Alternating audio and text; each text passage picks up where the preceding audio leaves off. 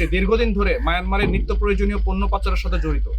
সে মায়ানমারে অবস্থানকারী আনোয়ার নামক ব্যক্তির থেকে নিত্য প্রয়োজনীয় পণ্যের চাহিদা গ্রহণ করে চট্টগ্রাম, সন্দ্বীপ ও হাতিয়া এলাকার বিভিন্ন অসাধু বোট মালিকের সহযোগিতায় বোটযোগে এ সকল পণ্য মায়ানমারের নিষিদ্ধ সশস্ত্র গোষ্ঠী আরাকান আর্মির নিকট পাচার করে আসছিল।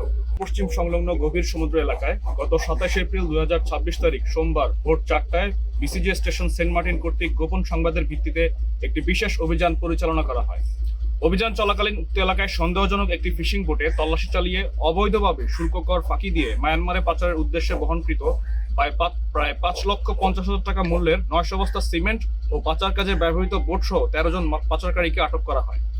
পরবর্তীতে আটককৃত বোট মাঝি চাঁদ মিয়ার দেওয়া তথ্যের ভিত্তিতে একই দিনে বিকাল 5টায় কোস্টগার্ড ও র্যাব 15 CPC-2 এর সমন্বয়ে যৌথ অভিযান পরিচালনা করে কক্সবাজারের উখিয়া বালুখালী সংলগ্ন এলাকা হতে মায়ানমারের পণ্য পাচারের অন্যতম মূল হোতা মোহাম্মদ আজিমুল্লাহকে আটক করা হয়।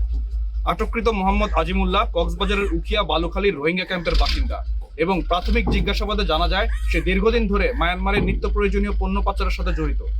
সে মায়ানমারে অবস্থানকারী আনোয়ার নামক ব্যক্তির থেকে নিত্য প্রয়োজনীয় পণ্যের চাহিদা গ্রহণ করে চট্টগ্রাম, সন্দ্বীপ ও হাতিয়া এলাকার বিভিন্ন অসাধু বোট মালিকের সহযোগিতায় বোটযোগে এ সকল পণ্য মায়ানমারের নিষিদ্ধ সশস্ত্র গোষ্ঠী আরাকান আর্মির নিকট পাচার করে আসছিল। এছাড়া জিজ্ঞাসাবাদে আরো জানা যায় উক্ত পাচারের বিনিময়ে সে প্রায়শই মাদক, বিদেশি সিগারেট সহ অন্যান্য নিষিদ্ধ পণ্য বাংলাদেশে নিয়ে আসার চেষ্টা করত।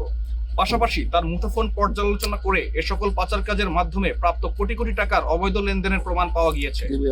দীর্ঘদিনের গোয়েন্দা নজরদারির পর কোস্টগার্ড ও র্যাবের সমন্বিত অভিযানে এই পাচার সিন্ডিকেটের অন্যতম মূল হোতা মোহাম্মদ আজিমুল্লাহকে আটক করা সম্ভব হয়েছে। এই চক্রের সাথে জড়িত অন্যান্যদের শনাক্ত ও গ্রেফতারের কার্যক্রম চলমান রয়েছে। জব্দকৃত সিমেন্ট, পাচার কাজে ব্যবহৃত বোট ও আটককৃত পাচারকারীদের পরবর্তী আইনানুগ ব্যবস্থা গ্রহণের কার্যক্রম প্রক্রিয়াধীন রয়েছে। পাচার ও চোরাচালান রোধে বাংলাদেশ কোস্টগার্ড ও র্যাব ভবিষ্যতে এ ধরনের অভিযান অব্যাহত রাখবে।